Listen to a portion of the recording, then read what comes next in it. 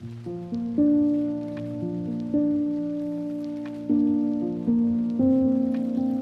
वालेकुम व्यूअर्स, कैसे हैं आप? उम्मीद करती हूँ खैरियत से होंगे। स्टडी विद बीआरडी में आप सबको खुश आमदीद। ENG 201 की लेक्चर सीरीज़ का आज है 13वां लेक्चर, जिसमें हम जो है वो एक बिजनेस मैसेज को कंपोज करने का टॉपिक पढ़ रहे हैं। हमने प्लानिंग पढ़ लिया था और आज हम कंपोजिशन पढ़ेंगे। बाकायदा लिखने का जो स्टेप आ गया है उसको हम पढ़ेंगे। प्लानिंग में हमने देख लिया, हमने प्लान कर ली, 4 चीज़ें प्लान करने वाली थी, हमने 4 चीज़ों को अच्छे से एनालिसिस करना था, वो हम कर चुके हैं। ठीक है, मैंने कहा था ना, साथ साथ आपने इमेजिन करना, आप एक टॉपिक को समझ लें कि लिख के चल रहे हैं, आप डिज़ाइन में ये रख रहे हैं कि मैं एक टॉपिक लिखने जा रहा हूँ। ठीक है, तो आज हम जो है वो रिटर्न वाले मामले पे आ जाते हैं। ऑर्गेनाइज करना है बाकायदा से, और इसमें हमें किन किन चीज़ों का ध्यान रखना है, किस तरीके से राइट करना है, जो प्रॉब्लम्स होंगी उन्हें किस तरीके से सॉल्व करना है। ठीक है, ये सारी चीज़ें आज हम करेंगे, क्योंकि कंपोजिशन में हमने पढ़ा था 2 स्टेप्स होते हैं, एक होते हैं ऑर्गेनाइजिंग द मैसेज और दूसरा होता है फार्मुलेटिंग द मैसेज। ठीक है, तो आज हम ये दोनों स्टेप्स पढ़ने जा रहे हैं।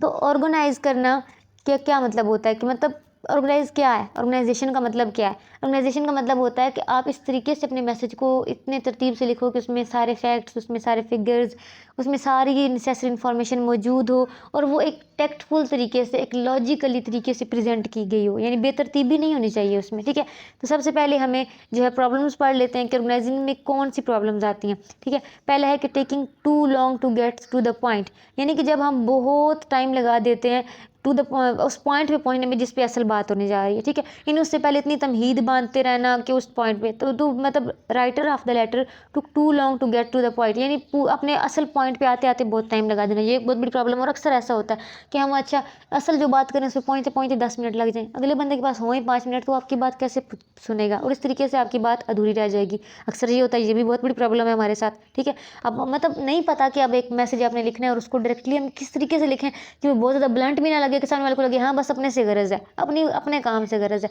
लेकिन ऐसा भी ना हो कि हम इतना टाइम लगा दें उसको इंट्रोडक्शन करवाने में, अगले वाले के पास टाइम ही खत्म हो जाए, हमारी बात भी ना पहुंच सके। ठीक है, अगला है she waited until the final paragraph to state her purpose, यानी कि अपना पर्पज़ जो है वो क्लियर हम आखिर पैराग्राफ तक नहीं होता, यानी कि एक वही बात कि बंदे को पूरी बात कर दो, उसे फिर भी समझना है कि आप ये बात कर क्यों रहे हो। ये प्रॉब्लम भी होती है, ऐसा ही है। यानी हम ये सिर्फ अभी प्रॉब्लम्स पढ़ रहे हैं, सोल्यूशन क्या है वो हम आगे जाके पढ़ेंगे। ठीक है, अगला प्रॉब्लम क्या है कि इंक्लूडिंग इररेलीवेंट मटेरियल, हम इररेलीवेंट चीज़ों को इंक्लूड करते जाते हैं, वो इन्फॉर्मेशन हम इंट्रोड्यूस करवाते हैं जिसका पर्पस ही नहीं है, कोई मकसद ही नहीं है उसमें। उसके बाद है getting ideas mixed up, ideas को मिक्सअप करना, मेन आइडिया नहीं है, क्लियर नहीं है, हर चीज़ को मिक्सअप करते जा रहे हैं। अगली चीज़ है the idea shouldn't be in wrong the place, आप जो आइडिया दे रहे हो, आइडिया है लेकिन वो राइट प्लेस पे नहीं है। ठीक है, जहाँ होना चाहिए, जो सीक्वेंस होती है एक सीक्वेंस फॉलो करनी चाहिए, जो जिससे मतलब जो है वो पहले जो काम हो चुका है उसके बाद अब आप न्यू आइडिया उसके बारे में बिल्ड कर रहे हो, तो एक तरतीब से चीज़ों को लिखो। उसके बाद है लिविंग आउट नेसेसरी इन्फॉर्मेशन, इधर उधर की सारी बातें हो रही हैं लेकिन जो इंपॉर्टेंट इन्फॉर्मेशन है वो छूटती जा रही है। अगली चीज़ है the primary focus should be on including the information required by the reader, हमारी सबसे पहली प्रायोरिटी कौन सी इन्फॉर्मेशन होनी चाहिए, वो इन्फॉर्मेशन जो हमारे रीडर को चाहिए, जिसकी वजह से हम जो टॉपिक लिख रहे हैं, जिसकी वजह से हम वो जो है वो डॉक्यूमेंट लिखने जा रहे हैं। Leaving out readers desired information would be highly undesirable, अगर हम जो है वो इन्फॉर्मेशन जो हमारी डिज़ायर है, ठीक है, अगर हम छोड़ दें मतलब जो हमारे रीडर का जो डिज़ायर्ड इन्फॉर्मेशन है, अगर वो हम उसको छोड़ देंगे ना, तो ये रियली आपके लिए बहुत ज़्यादा डेंजरस हो सकता है। ज़ाहिर सी बात है, आप जब उसको डिज़ायरली जो इन्फॉर्मेशन आप वही नहीं दे रहे हो तो फिर फ़ायदा क्या। ठीक है, ये सारी प्रॉब्लम्स अब होती हैं ऑर्गेनाइजिंग में हमारे साथ, ऐसा ही है। तो अब क्या चीज़ है, क्या करें हम कि ये सारी प्रॉब्लम्स हमारे साथ ना हो। अब हम उन चीज़ों की तरफ आते हैं। तो सबसे पहली चीज़ है कि गुड ऑर्गेनाइजेशन का मतलब क्या है, एक गुड ऑर्गेनाइज्ड मैसेज क्या होता है। ठीक है, वो कौन सा मैसेज होता है, वो कहते हैं जिसका सब्जेक्ट और पर्पस क्लियर हो, ऑल जो इन्फॉर्मेशन आप दे रहे हो वो आपके पर्पस से और आपके टॉपिक से रिलेटेड हो। तीसरी चीज़ कि जो आइडियाज़ जो बातें आपने उसमें लिखी हैं वो ग्रुप की गई और प्रेजेंट जो की गई हैं वो लॉजिकल वे में की गई हो, एक तरतीब हो उनमें और वो लॉजिकल तरतीब हो, और उसके अलावा तमाम नेसेसरी इन्फॉर्मेशन उसमें इंक्लूडेड हो। अगर ये सारे 4-5 पॉइंट्स आपके डॉक्यूमेंट में हैं तो समझ लें कि आपका डॉक्यूमेंट गुड ऑर्गेनाइज्ड डॉक्यूमेंट है। ठीक है। अच्छा, वेल ऑर्गेनाइजेशन से फ़ायदे क्या होते हैं, इसका क्या फ़ायदा है? अगर आपने एक लॉजिकल और डिप्लोमेटिक वे में अपना मैसेज ऑर्गेनाइज़ किया है तो इससे क्या होगा, सबसे पहला फ़ायदा इसका होगा कि helping your audience understand the message. आपकी ऑर्गेनाइजेशन अच्छी होगी तो आपके ऑडियंस को हेल्प होगी उस मैसेज को समझने में, जो आप उससे करवाना चाह रहे हो वो समझ जाएगा, आपका मेन रीज़न समझ जाएगा वो डॉक्यूमेंट लिखने का, ठीक है। तो फिर वही होगा जो आप करवाना चाह रहे हो उससे। अगली चीज़ क्या है, सेविंग योर ऑडियंस टाइम। वही बात कि आप इस तरीके से लिखोगे डॉक्यूमेंट, अच्छे से ऑर्गेनाइज्ड हो, आपका पर्पस मेन आइडिया क्लियर हो, शुरू में लिखा हुआ हो, तो इससे क्या होगा, ऑडियंस का टाइम भी बचेगा, वो कंफ्यूज नहीं होगा, उसे वो जितना इन्फॉर्मेशन उसे चाहिए होगी मेन उसे मिल जाएगी। तीसरी चीज़ क्या है कि सिंप्लीफाइंग योर कम्युनिकेशन टास्क। तो जब आप अच्छे से ऑर्गेनाइज करोगे अपने मैसेज को तो सामने वाले के लिए उसे समझना आसान हो जाएगा, यानी आप अपनी कम्युनिकेशन के जो टास्क है उसे सिंपल कर रहे हो, सामने वाले के लिए आसान कर रहे हो, वो ज़्यादा तेज़ी से ज़्यादा एफिशिएंटली आपके मैसेज को समझ लेगा। तो ये 3 फ़ायदे हो गए अच्छी ऑर्गेनाइजेशन के, यानी कि हमें अब ये तीनों चीज़ें तो चाहिए। इसका मतलब है कि हमें अपने डॉक्यूमेंट को अच्छे से ऑर्गेनाइज़ करना है। अब वो सारे तरीके जिससे हम और अपने डॉक्यूमेंट को अच्छे से ऑर्गेनाइज़ कर सकते हैं वो पढ़ेंगे। तो कहते हैं कि एक मैसेज को ऑर्गेनाइज़ करने के लिए सबसे पहले आपको अपने आइडियाज़ को ग्रुप करना है कि मुझे इसमें क्या क्या लिखना है। सारे आइडियाज़ को आप ग्रुप कर लें, फिर उनकी सीक्वेंस बनाएं कि पहले क्या लिखना है, दूसरे नंबर पे क्या लिखना है, तीसरे नंबर पे क्या लिखना है, ठीक है। आइडियाज़ को ग्रुप कर लिया, फिर उनकी सीक्वेंस बनानी है। और बिजनेस कम्युनिकेशन में ये बहुत ज़्यादा ज़रूरी होता है, यानी कि deciding what to say is more important than deciding how to say it. यानी कि कैसे कहना है इससे ज़्यादा इंपॉर्टेंट है कि क्या कहना है, क्योंकि बिजनेस मैसेज में कैसे कहना है ये बात की बात है, आप किस मैनर में कहोगे वो एक अलग चीज़ है, क्या कहना है ये ज़्यादा इंपॉर्टेंट है, क्योंकि आपको पता है कि बिजनेस मैसेज में आपके एक एक लफ्ज़ बहुत इंपॉर्टेंट होता है, आपके एक एक लफ्ज़ पे डिसीजन होना होता है, ठीक है। फिर उसके बाद define and group ideas and outline और and schematic diagram will help you to visualise the relationship among the parts of a group. यानी कि जब आप लिखने जा रहे हो उससे पहले क्या करो कि जो अपने आइडियाज़ ग्रुप किए उनकी कुछ आउटलाइन बना लो, कोई डायग्राम बना लो, कोई स्कीम बना लो, जिससे आप विजुअलाइज कर लोगे कि मैंने ये इतने पार्ट्स हैं मेरे मैसेज के और इनको किस तरीके से मैंने जो है वो लिखना है। अब स्टार्ट कहाँ से करना है, आपने मेन आइडिया से। स्टार्ट हमेशा मेन आइडिया से किया जाए। मेन आइडिया, मेन टॉपिक जो आपका है वहाँ से आपने स्टार्ट लेना है उसका, कि मैं ये क्यों लिखने जा रहा हूँ, ये जो डॉक्यूमेंट है ये क्यों लिखने जा रहा हूँ, इससे मेरी ऑडियंस को क्या मिलेगा, जो ऑडियंस को मिलेगा, जो ऑडियंस का फ़ायदा वो शुरू में आपने लिखना है इसमें, ठीक है, जो मेन आइडिया है। उसके बाद आपने मेजर पॉइंट्स जो हैं वो स्टेट करने हैं, यानी कि हाईलाइट करना है, मतलब हेडलाइंस देनी है उन सारे टॉपिक्स की जो ज़रूरी हैं। फॉर एग्जाम्पल मैं आपको साथ विजुअलाइज़ करवा देती हूँ कि अगर आप लिख रहे हो अपनी जॉब एप्लीकेशन, ठीक है, जॉब एप्लीकेशन लिख रहे हो, शुरू में आपने मेन आइडिया लिखा है, यानी कि आप वो लिख रहे हो कि मुझे ये जॉब चाहिए, ठीक है। ऐसा ही है कि मैं इस जॉब के लिए अप्लाई करना जा रहा हूँ, आप ऑर्गेनाइजेशन का नाम लिखोगे, अपना नाम लिखोगे कि मैं इस जॉब के लिए अप्लाई करने जा रहा हूँ। अब मेजर पॉइंट्स क्या क्या हो सकते हैं इसके, इसमें आप जो मतलब इसके आउटलाइन बना सकते हो वो क्या हो सकती है, आपकी क्वालिफिकेशन, ज़ाहिर सी बात है इसकी आप आउटलाइन बना सकते हो।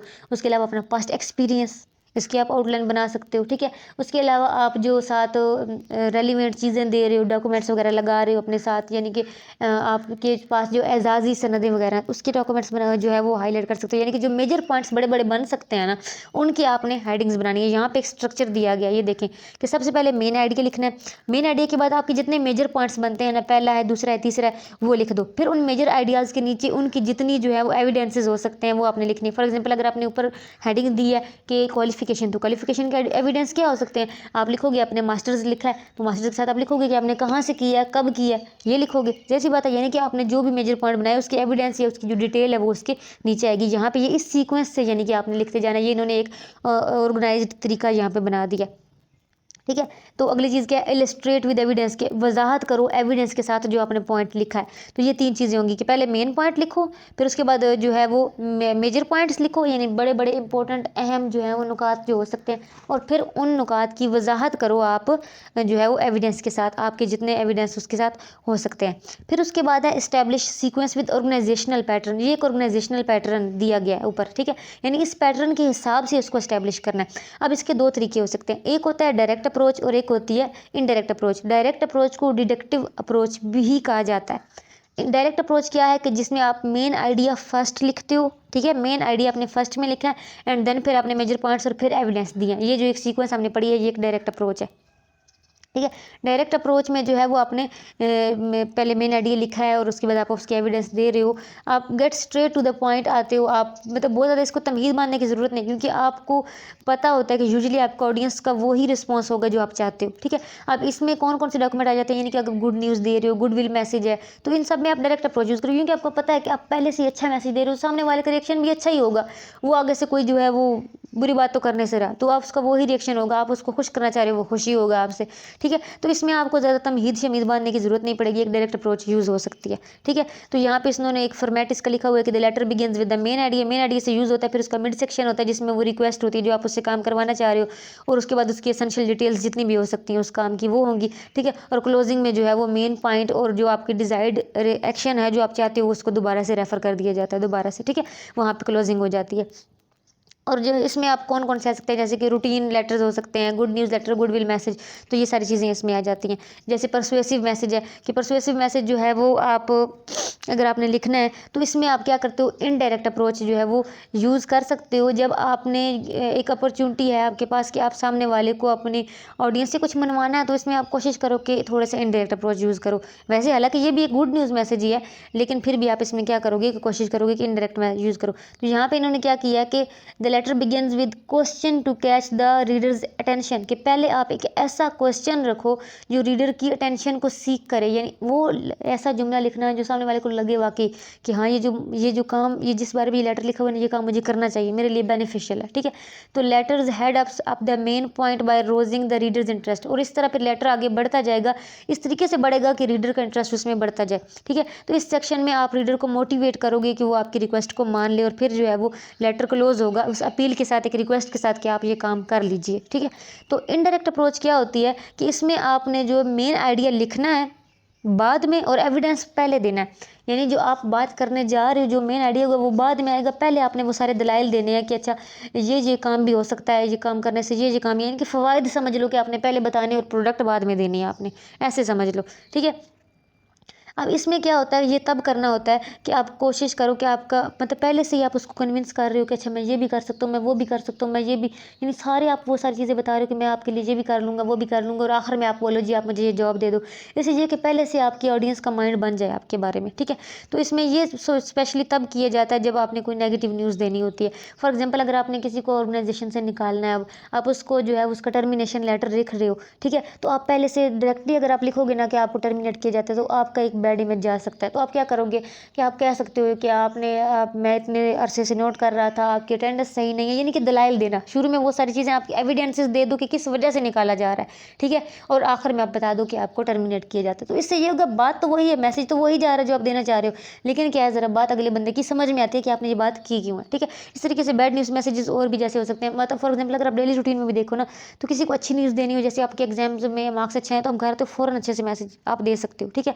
इस तरह अगर आप मतलब फॉर एग्जाम्पल अल्लाह माफ़ करे किसी के घर में डेथ वगैरह हो जाए, आपने किसी को इन्फॉर्म करना हो, ठीक है, तो आप उसे क्या कहोगे, मतलब डायरेक्टली आप नहीं बोल देते, आप कहते हो चलो, मतलब हर इंसान जैसे दुनिया में आता है उसे इस दुनिया से जाना ही है, तो अल्लाह पाक की मर्जी, ऐसे करके कुछ है 2-3 बातें करते हो, सामने वाले का माइंड पहले से बनाते हो, और उसके बाद आप उसको बोल देते हो कि जी हाँ जी आपके वालिद साहब या जिसकी भी ये जो है वो जो है वो उनकी डेथ हो चुकी है। तो ये चीज़ें, यानी कि अब बैड न्यूज़ मैसेज देने का हमारा तरीका ये होता है कि हम पहले से उस बंदे को इधर उधर की थोड़ी सी दलाइल दे लेते हैं, उस बात से रेलिवेंट बातें करते हैं, और फिर जो मेन आइडिया होता है, जो मेन बात होती है वो करते हैं। ठीक है। यानी कि आपने बैड न्यूज़ मैसेज देने के लिए वो जो असल बात होती है उसको दरमियान में रखना है, दरमियान में रखना है। शुरू में आपने कोई ऐसी बात करनी है जो उसके एविडेंस के तौर पे यूज़ हो सकती हो। तो बैड न्यूज़ मैसेज का ये फॉर्मेट है कि बिगिन आपने क्या करना है, न्यूट्रल स्टेटमेंट से बिगिन करना है, फिर उसके बाद आपने आहिस्ता आहिस्ता जो है मिड सेक्शन में जाके जो है वो रीजंस और ऑफ रिव्यूजल देने के बाद आपने बैड न्यूज़ देनी है। और उसके बाद जो है तो आपका राइटर जो उसको बहुत ज़्यादा ऐसी इस चीज़ का केयर रखना चाहिए कि वो एक पॉजिटिव थाट से जो है वो इंट्रोड्यूस करवाए, टॉपिक का आगाज़ करे। ठीक है। और क्लोज जो है होगा वो एक कॉर्डियल नोट से होगा, कि मतलब नॉर्मल नोट से, जो नहीं पॉजिटिव वो ना ही नेगेटिव, वो एक कॉर्डियल नोट से उसका जो है वो एक इख्तिताम हो जाएगा। अगली चीज़ क्या हमने पढ़नी थी वो है फॉर्मुलेट द मैसेज। मैसेज को हमने अब ये तो देख लिया कि ऑर्गेनाइज करने में क्या क्या चीज़ें हमारी यूज़ होंगी। फिर है फॉर्मुलेशन। फॉर्मुलेशन में कि यानी अब खाका बनाओ, जब लिख दो, जो आप करना चाह रहे हो वो लिख दो। कंपोजिशन एक प्रोसेस है ड्राफ्ट तैयार करने का, खाका तैयार करने का, जो आपने करना था उसे लिख दो। पॉलिशिंग यानी उसकी गलतियां उसमें क्या है वो बाद की बात है, पॉलिश करना बाद का स्टेप है। अभी क्या स्टेप है कंपोजिशन कि लिख दो, ड्राफ्ट तैयार करो उसका। अब इसमें क्या क्या चीज़ें यूज़ होंगी आपकी कि स्टाइल और टोन आपने सेलेक्ट करनी है, ठीक है, कि मेरे इस मौके के मुनासबत से मुझे मेरी टोन कैसी होनी चाहिए, मेरा स्टाइल क्या होना चाहिए।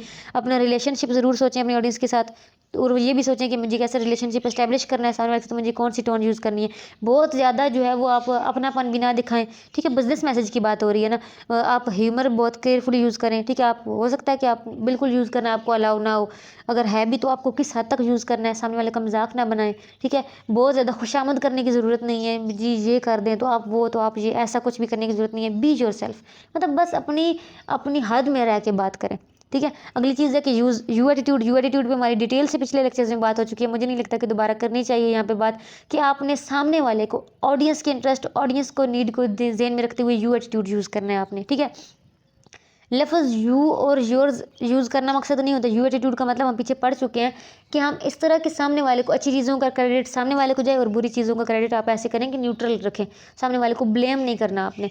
इसकी एक मिसाल यहाँ पे हम पढ़ लेते हैं कि जैसे आप यहाँ पे कह सकते हो कि we prefer typewriter ribbons in 3 colours, black, blue and green, कि जो आपका टाइप राइटर है यानी कि हमारी ऑर्गेनाइजेशन में जो टाइपिंग होगी उसके लिए हमने 3 कलर्स जो है वो सिलेक्ट किए हैं। आप ये कह रहे हो कि ब्लैक, ब्लू एंड ग्रीन, लेकिन इसको इस तरीके से भी किया जा सकता है कि take your pick of typewriter ribbon in 3 colours, कि आप जो है वो जब टाइपिंग कर रहे हो तो 3 कलर यूज़ करें, ब्लैक, ब्लू और ग्रीन। बात तो आप फिर भी वही कर रहे हो कि हमने 3 कलर अलाउ किए हुए हैं, लेकिन यहाँ पे आप क्या कर रहे हो कि सामने वाले को ज़रा ऑप्शन उसको लग रहा है कि मुझे ऑप्शन जैसे दिया जा रहा है, ठीक है। तो यानी कि हमें यू एटीट्यूड यूज़ करना चाहिए। यहाँ पे इसकी ये सारी मिसालें दी गई हैं, आप ये पढ़ना चाहें तो इसको पढ़ सकते हैं, इससे आपका आइडिया मजीद क्लियर हो जाएगा। अगली चीज़ क्या है कि एस्टैब्लिश क्रेडिबिलिटी, जब आप डॉक्यूमेंट लिख रहे हो तो क्रेडिबिलिटी अपनी शो ज़रूर करो, फॉल्स प्रोमिसेस ना करो, वही बात करो जो पॉसिबल है, जो आप कर लोगे, ठीक है। जो आप ऐसा वादा करो जो आपने पूरा करना है, ऐसे फॉल्स प्रोमिसेस, वही बात, पॉलिटिशियंस वाले हिसाब लगाने की ज़रूरत नहीं है। और उसके बाद आपके जो जितना आप पे उनका कॉन्फिडेंस होगा ना, जितना वो आप पे ट्रस्ट करते होंगे, इतना पॉजिटिव रिएक्शन होगा लोगों का आपके डॉक्यूमेंट पे, ठीक है। तो इसलिए आप फॉल्स प्रोमिसेस, बड़ी बड़ी बातें करने की बिल्कुल ज़रूरत नहीं है। अगली चीज़ क्या है, बी पोलाइट रहो उनके साथ, ठीक है।